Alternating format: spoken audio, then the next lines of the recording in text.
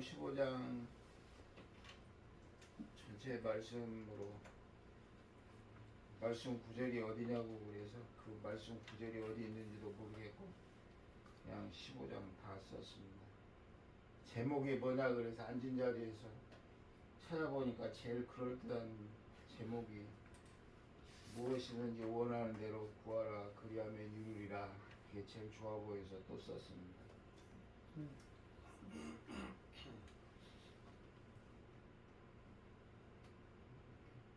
저에게 오늘 와서 말씀 전하라고 통보하신 지가 상당한 시간이 지났는데 아직도 뭔 말을, 무슨 말씀을 어떻게 전해야 되는지 잘 모르겠습니다. 그냥 왔습니다. 그래서 오늘은 주가 주시는 대로 그냥 말할 것입니다. 네. 1절로 6절 말씀을 보면 우리 아버지 하나님과 우리 구주 예수님이 그리시는 가장 근본적인 아버지가 이루시고자 하는 섭리에 대한 가장 근본적인 말씀을 포도나무 비유로 우리에게 알려주셨습니다. 무슨 거창한 이런 큰 계획으로 막 이렇게 얘기하신 것도 아니고 심오하게 막 얘기하신 것도 아니고 그저 너무나 단순한 포도나무 비유를 통해서 정말 아버지 하나님이 우리에게 이루고자 하시는 일이 무엇이냐, 그것을 우리에게 알려주셨습니다. 너무 심플하게 알려주셨는데 예수님은 참 포도나무요. 참 포도나무라는 말 속에 하시고 싶은 말씀은 거의 다 들어있지요. 참 포도나무라는 건 포도나무 중에서 가장 하나님의 뜻대로 아름다움을 유지하고 있는 진짜 포도나무가 참 포도나무고, 하나님이 지으신 목적대로 성장하지 못하고 제멋대로 변질된 것들은 들포도라고 하잖아요. 그러니까 가장 하나님의 지으신 아름다움을 그대로 붙들고 있는 게 참 포도나무죠. 이 참 포도나무가 예수님입니다. 그러니까 우리 예수님은 이 세상에 육신을 입고 오셨지만 조금도 변질되지 아니하신, 그리고 온전하신 하나님의 형상 그대로의 참 포도나무라는 뜻이 이 말씀 속에 들어 있습니다. 아버지는 농부라고 하셨어요. 농부는 농사 짓는 모든 것을 관장하시는 분이죠. 예수님이 그렇게 참 포도나무이신 것은 아버지 하나님이 농부이시기 때문에 그렇다고도 말씀하신 것입니다. 그러니까 예수님은 자기가 참 포도나무요, 정말로 아버지 하나님이 지으신 그대로의 아름다움을 가지고 있지만 그것은 아버지 하나님의 은혜 속에서 이렇게 됐다고 처음부터 얘기를 하고 계세요. 그리고 이제 그 딱 한 줄로 아버지 하나님과 아들 예수님의 그 관계와 아름다움을 한마디로 설명하신 이후에는 모든 이제 말씀의 중심이 우리를 향하여 넘어오십니다. 그래서 2절부터는 물은 내게 붙어 있어 하고 본론으로 바로 넘어가세요. 물은 내게 붙어 있어 열매를 맺지 아니하는 가지는, 이렇게 바로 넘어가는데 이제 여기서부터 등장하는 가지가 바로 우리 자신들이죠. 이 땅에 있는 모든 사람들을 말하는 것입니다. 근데 가지라고 해도 예수님께 붙어 있는 가지에 대한 것만 말씀하신 건데 이 세상에 있는 사람들이 다 예수님께 붙어 있나요? 예수님께 붙어 있는 사람이 극히 소수죠. 그런데 그 소수가 예수님께 붙어 있는데도 불구하고 그 중에서도 또 갈라진다는 걸 얘기하고 계세요. 이게 무서운 일이죠.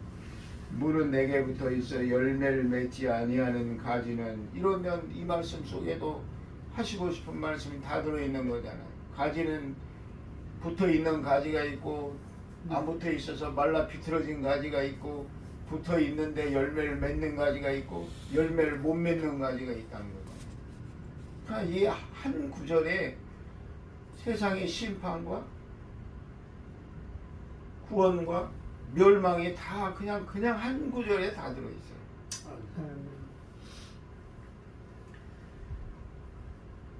더군다나 우리에게 항상 이 두려운 심판이 떠나지 않는다는 것은, 열매를 맺지 아니하는 가지는 아버지께서 그것을 제거해 버리시고, 농부는 당연히 자기 밭에 농사를 망치지 않으려면 최선을 다해서 그 일을 행하실 수밖에 없는 것이죠. 그러면 하나님이 농부라고 하셨는데 이 세상을 그냥 지으신 것이 아니라는 걸 분명하게 얘기하고 계시는 것이에요. 이 세상을 그냥 지으시지 않으셨다. 분명히 농부의 목적을 가지고 세상을 지으셨고, 그 지으신 세상 속에서 아버지 뜻을 이루기 위해서 농부 되신 하나님은 최선을 다해서 일하고 계시다는 것을 우리에게 말씀하고 계세요. 열매를 맺는 가지는 더 열매를 맺게 하려 하여 그것을 깨끗하게 하신다. 그러나 그렇지 아니하는 것은 제거해 버리신다고도 말씀하십니다.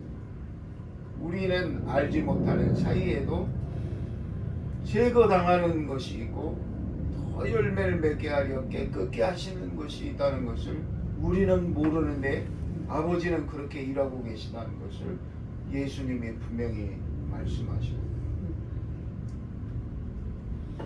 이런 두려운 말씀을 이 요한복음 15장 불과 1절과 2절 속에 다 써놓으셨는데, 이 말씀을 읽으면 심각해지고 우리 마음이 무섭습니까? 두렵습니까? 아마 이 요한복음 15장 1, 2절을 읽으면서 그렇게 두렵고 그렇게 심오하고 무섭고 어미하신 말씀이 여기 있구나, 그렇게 생각하고 자다가도 벌떡 일어나서 무릎 꿇고 자신을 돌아볼 수 있는 그런 깨어있는 영성이 우리에게 얼마나 있을까요? 그런데 그러거나 말거나 우리 예수님은 그런 자가 있는 것처럼 바로 3절에 말씀하세요. 너희는 내가 일러준 말로 이미 깨끗하여 졌으니. 뭐 얼마나 심각한 말씀이에요. 지금 생과 사가 1절과 2절 사이에 다 갈라졌는데, 그럼 너희는 뭐냐? 너희는 내가 일러준 말로 이미 깨끗하여졌다. 이 말로 한마디로 우리의 두려움을 다 제하여 버리신 그런 은혜의 말씀이고 은혜의 언약이기도 하고 그런 말씀이죠. 우리는 모르는데 우리를 지으신 하나님, 이 세상에 농사를 짓는 농부와 같이 이렇게 어미한 일을 진행하고 계시는데, 우리는 매일같이 살면서 이런 일에 대해서 전혀 감각도 없고 깨달음도 없고 알 수도 없어요. 그냥 눈을 뜨면 다람쥐같이 그냥 도는 쳇바퀴를 매일 돌듯이 눈 뜨고 하루가 시작되고 또 어쩌다 보면 하루가 지나가버리고 없어요. 우리 입에서 나오는 소리는 세월이 너무 빠르다. 그 소리만 반복하면서 지나고 있는 사이에 우리 하나님의 이 생명과 심판이 한없이 진행되고 있다는 것을 우리에게 말해주는 것입니다. 너희는 내가 일러준 말로 이미 깨끗하여 졌으니, 이제부터 너희는, 그것은 내가 한 일이니까 이제부터 너희가 해야 될 일이 있다. 이제부터 우리에게 본격적인 사명이 나오기 시작합니다. 내 안에 거하라. 내 안에 거하라부터 나오죠. 우리 예수님 안에 우리를 부르시고 초청하죠. 내 안에 거하라. 나도 너희 안에 거하리니. 가지가 포도나무에 붙어 있지 아니하면 스스로 열매를 맺을 수 없음 같이 너희도 내 안에 있지 아니하면 그러하리라. 여기도 양과 염소를 가르듯이 산자와 죽은 자, 살 자와 죽을 자에 대한 계속된 말씀이 이어지고 있습니다. 나는 포도나무요 너희는 가지라. 그가 내 안에 내가 그 안에 거하면 사람이 열매를 많이 맺나니 나를 떠나서는 너희가 아무것도 할 수 없음이라.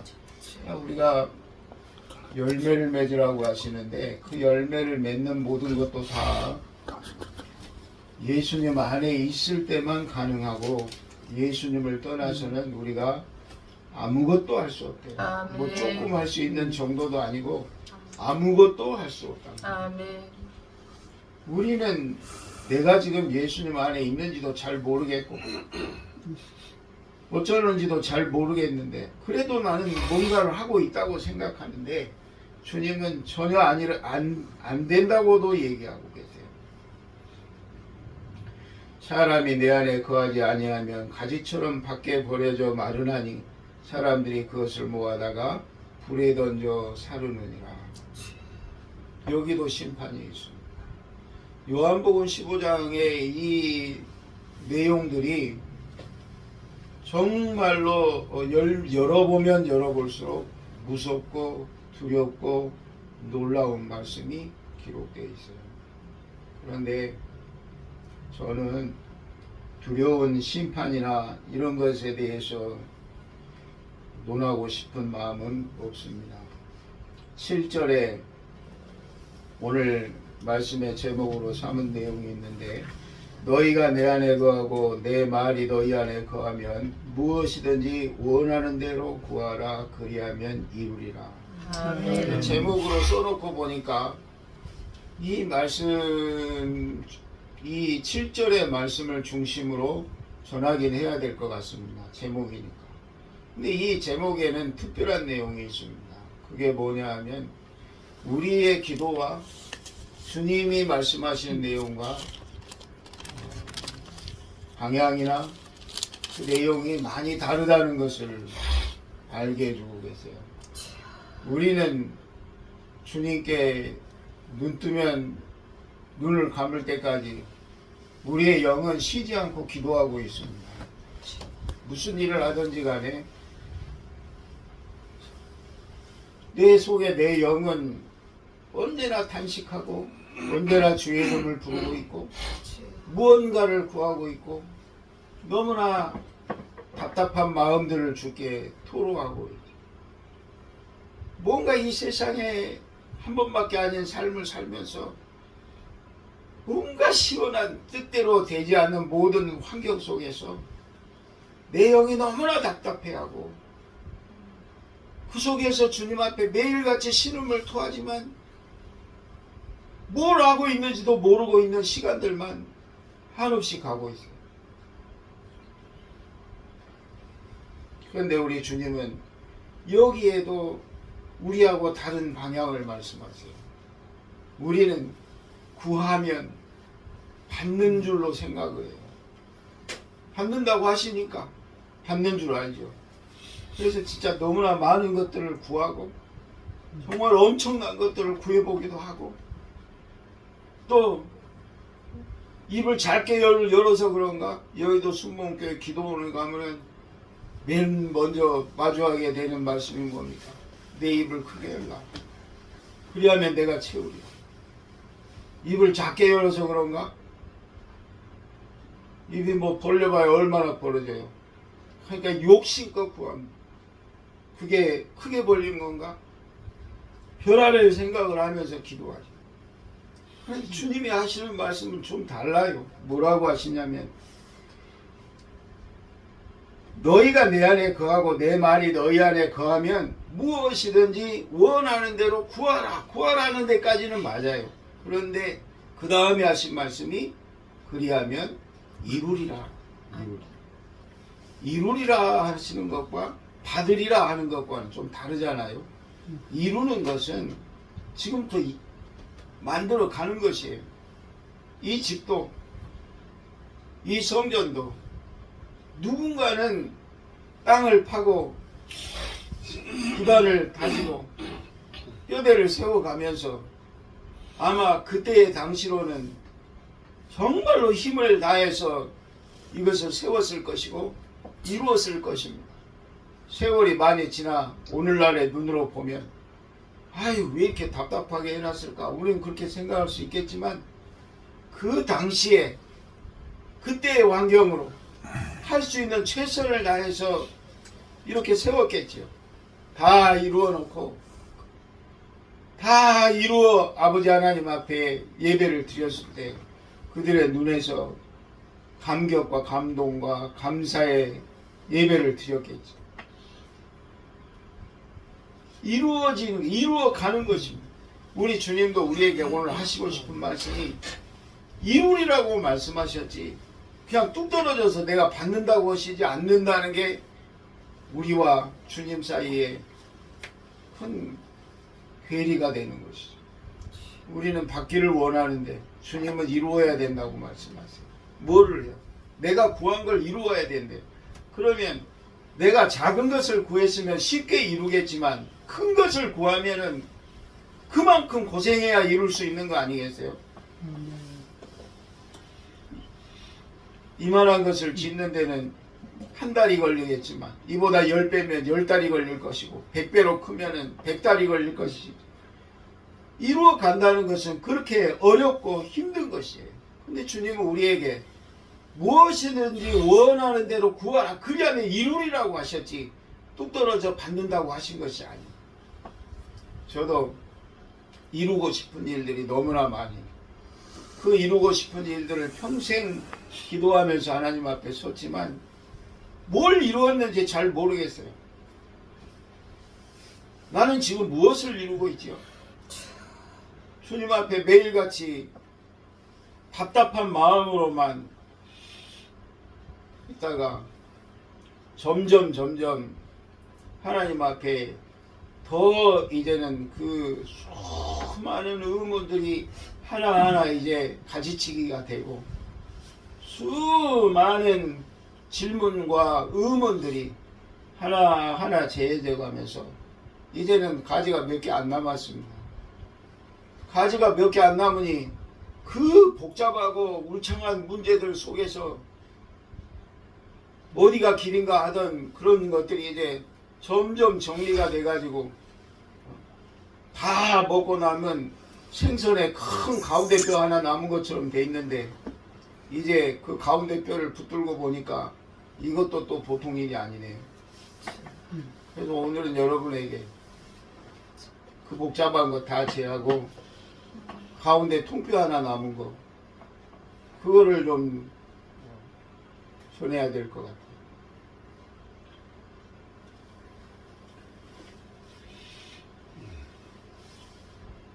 목회자가 되고 하나님 앞에 섰을 때 저는 생각하기를 하나님이 부르셨으면 정말 주님이 뭔가를 보여주실 줄 알았어요. 처음에 교회를 주셨는데 30년 된 벽돌 건물에 세워진 교회를 주셨는데 얼마나 추운지 사람도 없고 성도도 없고 나 혼자 있는 교회에 너무 추워서 기도하려면은 돈이 없으니 불도 못 떼잖아요.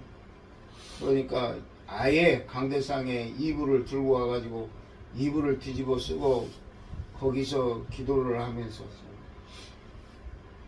한 교회 성전 안에서 한쪽에서는 음식도 해야 되잖아요. 거기서 뭘 끓이면 그 수증기가 저쪽 벽으로 가서 고드름이 돼요.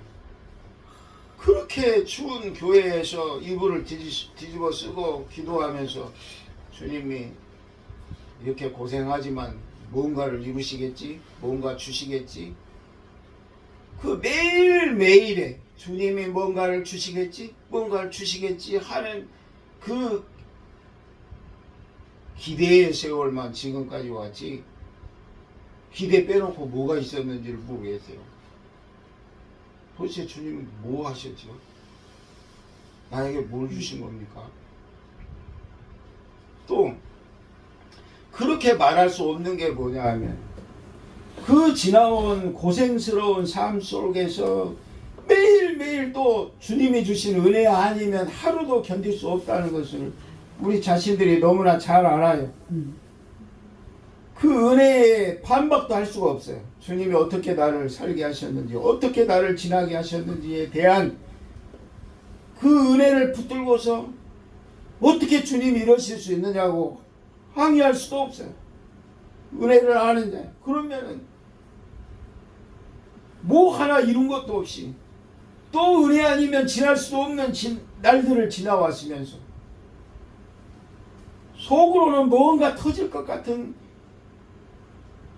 답답한 폭탄이 있는데 터지면 주님 앞에 내가 죽을 것 같아서 그 터질 수도 없고 불만을 말할 수도 없고 불만이라고 할 자격도 없고 뭔가는 터지게 생겼는데 터지는 것이 옳은 것이 아니라는 걸 아니까 그냥 끌어안고 지나오는 그런 세월들을 지나고 있는 것이죠.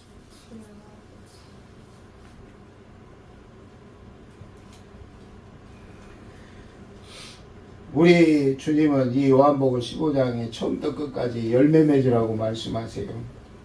이 열매가 뭘까요?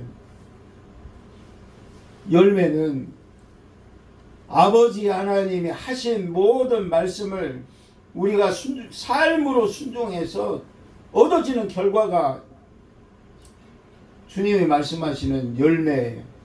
우리가 무슨 어디 가서 거지를 도와주고 봉사활동을 하고 그게 열매가 아니라 주님이 여기에 말씀하시는 열매는 아버지 하나님이 이미 선포하신 모든 의의 말씀을 우리가 그대로 살아서 얻어진 결과가 하나님 앞에 드릴 만한 참 포도나무의 열매가 되어지는 것이죠. 아멘.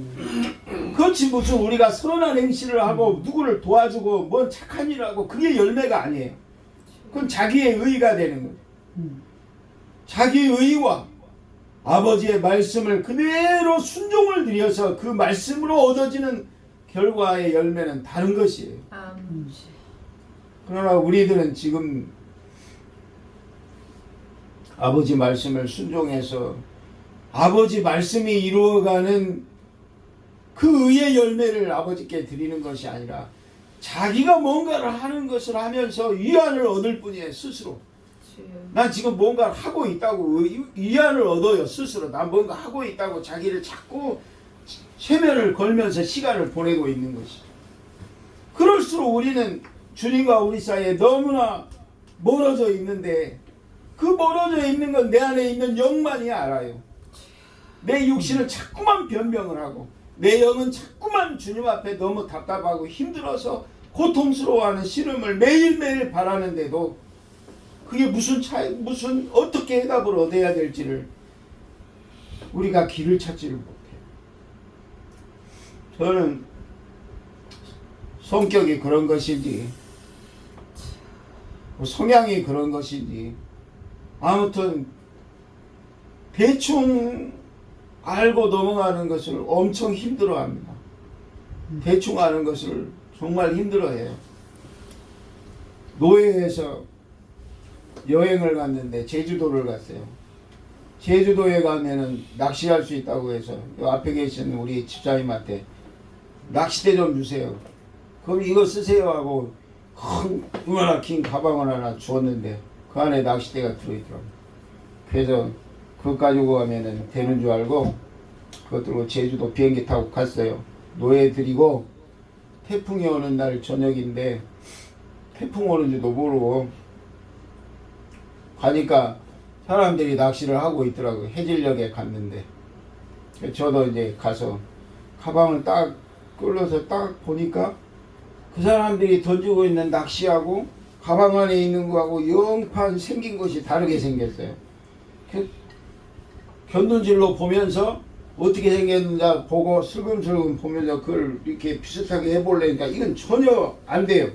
그래서 할 수 없이 지나가는 사람 붙들고서 내 낚시 좀 해보려고 하는데 이 도대체 어떻게 연결해야 됩니까?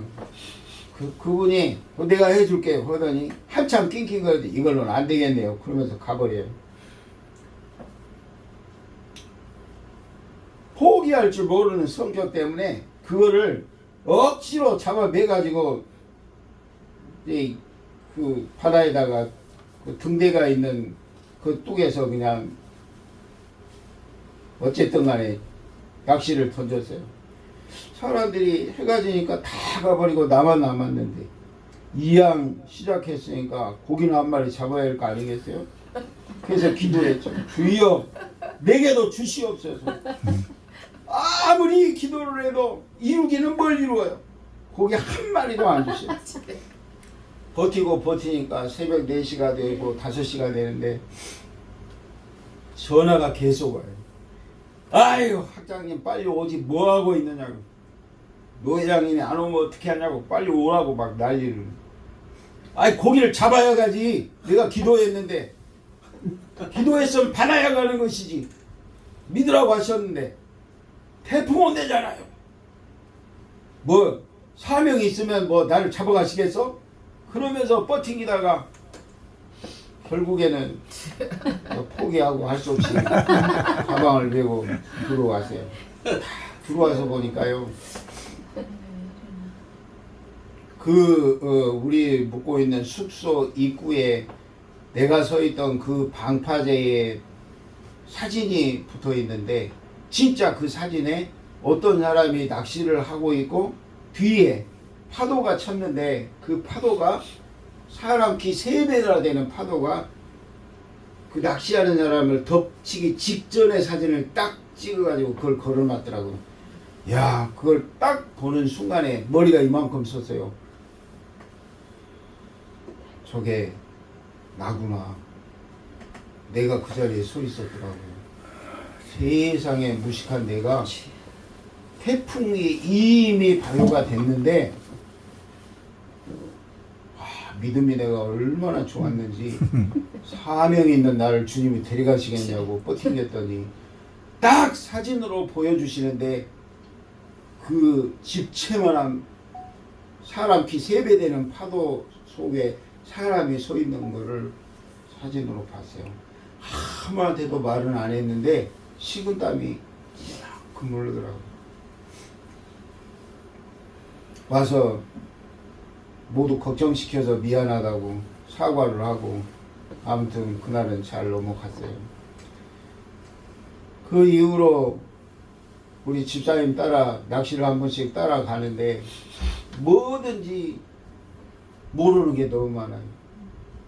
낚싯바늘은 1부터 몇 번까지 있는지도 모르겠어요. 근데 숫자가 1, 2, 3, 4, 5, 6, 7, 8하고 크기가 다 다른데 뭐 여기선 도대체 얼마나 마늘을 써야 되는 것인지, 실은 얼마나 굵기를 써야 되는 건지, 실은 또 어디 걸 사야 되는 건지 그 하나하나가 너무너무 복잡하고 궁금해가지고 물어봐도 이 사람 말 틀리고 저 사람 말 틀리고 다 다른 말만 하고 답이 어디가 있는지를 도대체 모르겠어요. 그리고는 세월이 이제 지나서 갈 때마다 연구했는데 지금은 얼마 전부터서는 궁금한 게 하나도 없습니다. 왜 없느냐. 그 사람들이 상상할 수 없는 전문가들이 전혀 상상도 못하는 부분까지 연구를 해가지고 정말 나만 아는 그 깊이와 넓이와 말도 안 되는 실력을 쌓아가지고 낚시 전문가인 우리 집사님 밤새도록 한 마리 잡으면 난 10마리도 잡고 20마리도 잡고 그래요. 성격이 불확실하고 뭔가 희미한 거는 한없이 그걸 못 견뎌해요. 제가 최근에 혼자 떠는 길, 야 있잖아, 내가 남들은 내가 어느 정도 낚시를 연구했는지 사람들은 도무지 모를 거야. 그런데 나는 그 사람들이 상상할 수 없는 데까지 연구를 해서 나는 알아.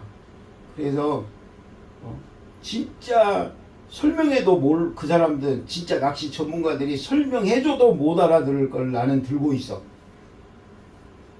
근데 말이지 왜 우리 예수님은 내가 못 이겨먹냐? 왜 이건 안 되냐? 난 그게 너무나 죽을 것 같다. 왜 예수님은 안 되냐? 그랬더니 내 제자 목사가 하는 말이, 그러니까 예수님 비밀이죠.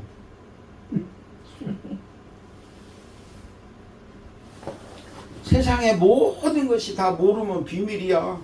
근데 비밀은 알려주시려고 비밀이라고 하신 거지. 그럼 예수님도 그런 거 아니야. 난 죽을 만큼 답답하지만 반드시 내가 알고자 하는 것을 알게 될 것이고 얻고자 하는 걸 얻게 될 거야. 나는 그걸 믿어. 여러분, 교회가 부흥하는 거예요. 조영기 목사님, 우리나라에서는 가장 큰 부흥을 이루신 분이죠.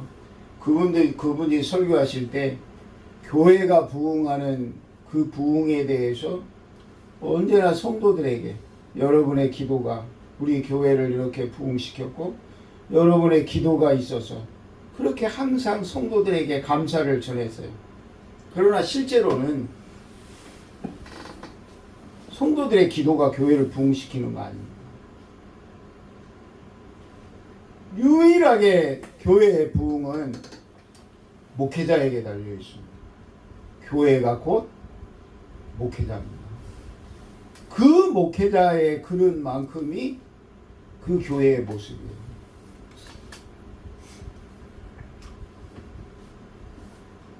저는 그런 말 한다는 게 참 두렵다는 걸 압니다. 우리가 배운 대로 선교지에 가서 평생에 목숨 바쳐 선교했지만 단 한 명도 전도하지 못하고 자기 안내자로 데리고 다니던 소년 하나를 전도하고 겨우 그 하나 예수님 믿게 하고 그 선교자의 사명이 끝나 죽었는데, 그는 죽으면서 나는 평생을 선교했지만 나는 아무것도 이룬 것이 없다고 한탄했다고 해요. 그런데 그의 선교가 헛되지 않았다고 후에 사람들이 말하는 것은 딱 한 명 자기 안내자로 세웠던 어린 소년이 구원받아가지고 걔가 진의 모든 곳을 다 전도해가지고 그냥 아예 하나님의 나라로 만들어버리는 그런 역사가 일어난 것이, 볼 때 그 선교사에 단 한 사람을 전도한 그것이 헛된 것이었냐? 아니었다라고 그런 얘기를 하잖아요. 우리가 하나님 일은 다 몰라요. 그 하나 아이를 선교한 거, 그것으로 일생을 보냈는데 그게 씨앗이 돼가지고 온 나라가 구원받는 역사도 있다고 하는데, 제가 이렇게 말을 하면 심한 말이잖아요. 그 교회는 성도가 부흥시키는 게 아니에요. 이 말은 다시 말하자면 무슨 말이냐면 그 목회자가 예수님과 얼만큼 하나가 됐느냐, 주님과 얼만큼 하나가 이루어졌느냐의 자가 그 하나가 된 만큼이 결국은 그 교회의 모습이고 교회의 얼굴이고 교회의 부흥이고 그런 것이죠. 성도가 교회를 부흥시키는 게 아니에요. 성도들이 전도하고 열심히 일하는 것도 섬기는 목회자 때문에 열심히 일을 하고 보고 배우면서 따라가는 것이지, 목회자가 엉망진창인데 성도들이 그냥 갑자기 일어나서 그런 교회 없어요. 성도가 열심히 하는 것도 목회자 때문이고, 예수님께서 그 교회를 세상에 높이 드시는 것도 그 목회자 때문에, 그 종 때문에 그러하시는 것이죠. 저는 그 어떻게 이런 일을 이룰 수가 있는가, 이게 너무나 답답해서 찾고 찾았더니 점점 수많은 의문들이 다 재해지고 나니까 이제는 통뼈 하나 딱 남아서 길이 하나잖아요. 그 길이 뭐냐? 너무나 단순한 그냥 주님의 말씀 그대로 그거 하나에 뭐냐? 하늘의 미랄이 땅에 떨어져 죽지 아니하면 하늘 그대로 있겠거니와 죽으면 딱 그 죽으면 그냥 점점 그 많은 문제들 그 많은 질문들을 다 찾아 답을 쓰고 메우고 하면서 와 보니까 결국 한마디예요. 네가 죽으면 그럼 이제 지금까지 저는 그 많은 질문들에 대한 답을 자꾸 해답을 얻어가면서 다 제하고 왔으니까 이제는 네가 죽으면이라는 죽는다는 것이 어떤 것인지를 이제는 알겠어요. 죽긴 죽어도 약 먹고 죽는 것도 아니고 이걸 어떻게 설명해야 하냐면 포기를 말하는 거예요. 포기. 자신을 위한 모든 삶을 완전히 포기. 오늘 안 한다고 했다. 내일 했다. 그러잖아요. 담배 안 핀다고 했다. 몰래 피웠다. 이런 게 아니라 완전히 포기를 하되 누구를 위해서? 우리 구주 예수님을 위해서 자신을 완전히 포기하고 자신이 죽은 사람 그 사람이 완전히 죽어서 예수님과 하나 된 사람 아멘. 아멘. 그 사람을 오늘 주님이 말씀하고 계시는 거죠. 죽은 사람. 우리나라에 크게 부흥을 이끄는 분들을 보니까 다 그분들이 죽었어요. 저와는 좀 다른 길을 걸었어요. 그분들은 그냥 주님이 강제로 죽이셨어요. 연세중앙교회 윤석천 목사님 보세요. 어려서부터 어머니의 신앙으로 자라신 분이죠. 제가 전도사로 있을 때 담임 목사님이 윤석천 목사님과 집사 동기라고 하던데 맨날 쳐다보면 아이 저놈은 저렇게 하나님 크게 쓰시는데 나는 맨날 이 모양이고 이렇게 한탄하신 분이 우리 담임 목사님이셨어요. 왜 집사 친구래요. 그래서 윤석천 목사님에 대해서 많이 들었는데 그분에 대한 일화가 너무나 많잖아요. 어머니를 아버지가 그냥 목을 매달아 가지고 2번이나 죽었는데도 학교 갔다 와가지고 대들보에 매달려 있는 어머니를 살린 것이 2번이나 살려낸 게 윤석천 목사님이라고 하잖아요. 그런데 그런 분이 병이 들어가지고 죽게 생긴 것을 사모가 삼각산 꼭대기까지 데리고 가서 텐트 하나 쳐놓고 거기다 버리고 와버렸대잖아요. 정신을 잃은 윤석천 목사님이 깨어나 보니까 자기 그 꼭대기에 쓰러져 있는데 뭉쳤다가 누가 아주 막 괴성을 지르는 소리가 나서 기어가 보니까 산발을 한 자기 사모가 그 또랑가의 바위에 앉아서 통곡하고 기도하는 걸 보고 다시 기어 올라가서 죽기 살기로 기도하고 거기서 죽어 다시 태어난 사람이 윤석천 목사입니다.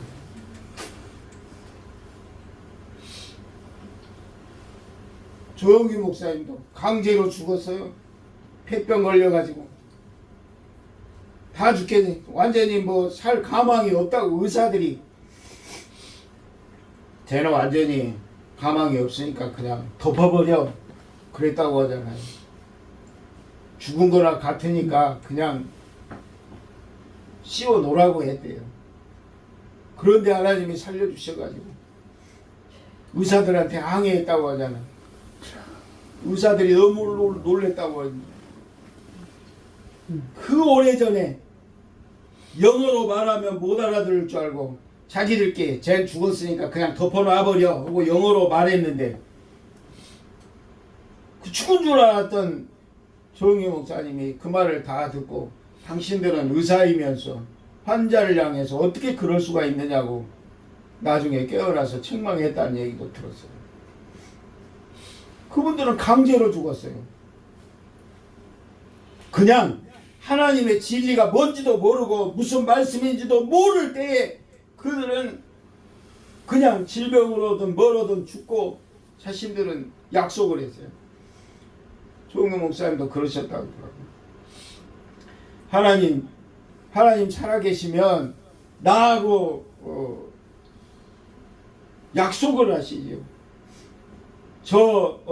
할아버지를 살려주시는 것보다 어린 나를 살려주시면 하나님 앞에 남는 것이 훨씬 많을 것입니다. 저 할아버지 돌아가실 날 얼마 안 됐는데 살려주어봐야 하나님을 위해서 뭐를 할 수 있겠습니까? 나를 살려주시면 나는 어린 사람인데 앞으로 얼마나 많이 주를 위해서 일할 수 있겠습니까? 그러니까 나를 살려주세요. 그랬더니 살려주셨다는 것이에요. 어쨌든 한 분 한 분이 다 보니까 어떤 과정을 통해서든지 자신의 삶을 하나님과 바꿨어요. 그리고 그 약속을 신실하게 지킨 사람들이 하나님 앞에 크게 쓰임받은 종들이었어요. 오늘 요한복음 15장에 이루리라 하신 말씀은 결국에는 주님의 말씀을 붙들고 자신의 모든 것을 포기하고 주님을 위해서 죽은 자가 다시 태어나서 주님의 손과 발이 되는 것이죠. 성경 그대로예요. 우리가 우리의 머리를 달고 사는 한은 절대로 주의 일을 이룰 수가 없어요. 나는 주님의 손과 발이 되고 주님이 내 머리로 오셔서 길이 되시고 생명이 되시고 진리가 되시고 지혜와 명철이 되셨을 때 비로소 하나님의 일을 할 수 있는 거고 나는 손과 발이 돼서 하나님 일에 순종할 수 있는 것이지 내 머리를 내가 달고 있으면 나는 밤낮 내가 원하는 길을 가고자 할 뿐이에요. 그래서 죽을 수가 없고 주의 일을 이룰 수가 없어요.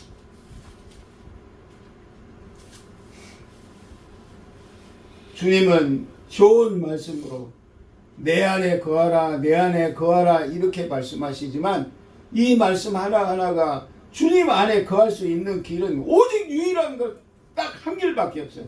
자신의 모든 것을 포기하고 죽지 않으면 주님 안에 거할 수가 없어요. 언제나 나는 나로 따로 있어요. 내가 밖에 따로 있는 것이에요.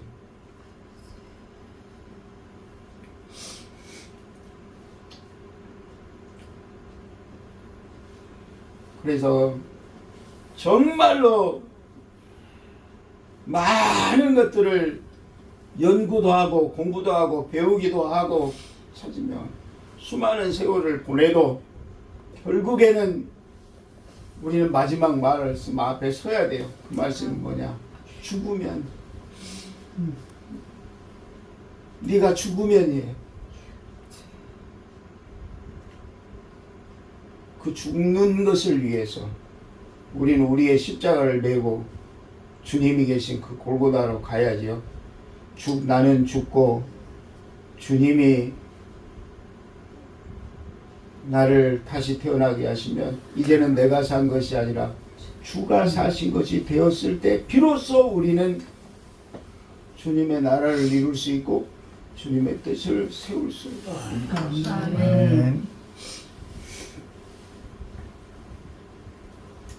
마지막에 이 요한복음 15장 끝으로 가면 사람이 친구를 위하여서 죽는 얘기를 하세요. 예수님이 이미 우리에게 말씀하셨어요. 너는 나의 친구라. 주님은 그러실 수 있어요. 왜냐? 주님은 우리를 위해서 진짜 죽으셨거든요. 이제 하나 남았어요. 뭐냐? 내가 주를 위해서 죽는 것. 그거 하나 남았어요. 내가 주를 위해서 죽는 그것을 이룬 사람은 정말로 주님 손에 붙들려서 세상 사람 아무도 몰라도 주의 손에 붙들려 하나님 나라를 이루겠거니와 죽지 않은 사람은 언제나 그 영혼의 한탄하는 소리를 듣고 그 괴로움과 신음 속에서 방황하고 고통 속에 있어요. 우리 영혼은 정말 고통 속에 있어요. 여러분, 우리가 목회자라고 어쨌든 간에 어디를 가든 대접을 받고 좋은 것을 먹이고 입히시잖아요. 거기에 무슨 만족이 있습니까? 아무리 좋은 걸 먹고 배부르다 해도 돌아서면 내 영혼이 신음을 하고 있는데 그게 어떻게 배가 부를 수가 있고 그것이 어떻게 평안할 수가 있어요. 그러니까 여러분,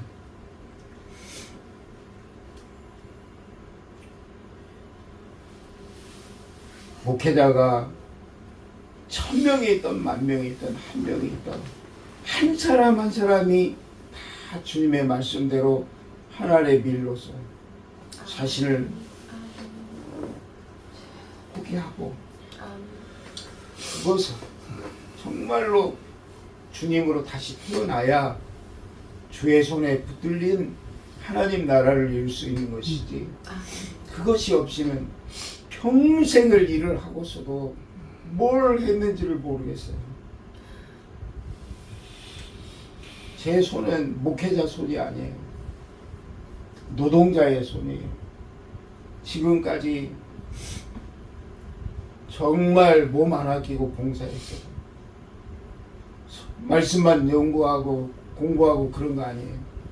몸으로도 어려운 교회, 힘든 교회 쉬지 않고 도왔어요. 그러나 결국에는 그것이 다가 아니에요.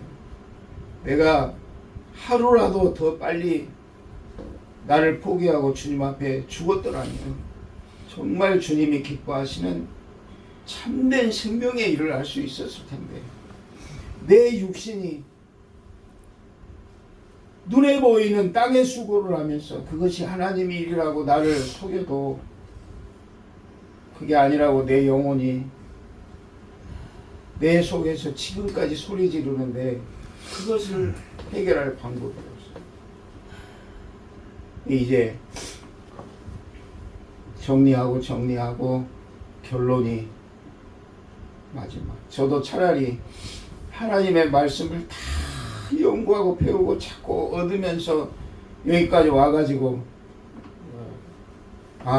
죽지 않으면 안 되는구나. 이것은 나를 버리지 않으면 안 되는구나. 십자가에 못 박지 않으면 안 되는구나.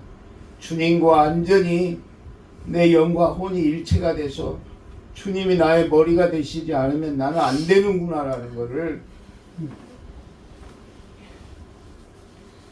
이제 알았는데, 또 어떻게 생각하면은 나도 저 윤석천 목사님이나 조영희 목사님처럼 어떤 몸의 질병이나 뭐 이런 걸로 인해 가지고 그렇게 죽어서 내 생명 살려주신 주님과 한 약속 때문에 온전히 주를 위해서 사는, 그랬으면 일을 더 많이 했지 않았을까? 그런 생각도 있어요. 저 이랜드 그룹의 박성수 회장이 이대 앞에서 4평짜리 옷가게로부터 시작한 것이 오늘날 종합 그룹이 돼버렸잖아요. 그도 그랬어요. 그도 사지가 완전히 마비된 병이 들어가지고 그냥 가벼운 여름 이불만 뒤집어 씌워놔도 그 이불이 무거워서 죽을 것 같은 병이 들어가지고 움직이지도 못하고 몇 년을 방에 누워 신음할 때 그가 주의 이름을 부르면서 살려주시면 내가 주를 위해서 나를 드리겠습니다 한 그 약속으로 그는 다시 태어나가지고 그날 일을 할 때도 니네 회장 뭐하냐고 그러면 기도하고 있다고 하잖아요. 직원들도 우리 회장님은 지금 기도하고 계시다. 그럴 정도로 하나님의 사람으로 바뀌어버린 그들이 하나님의 나라를 이루어요.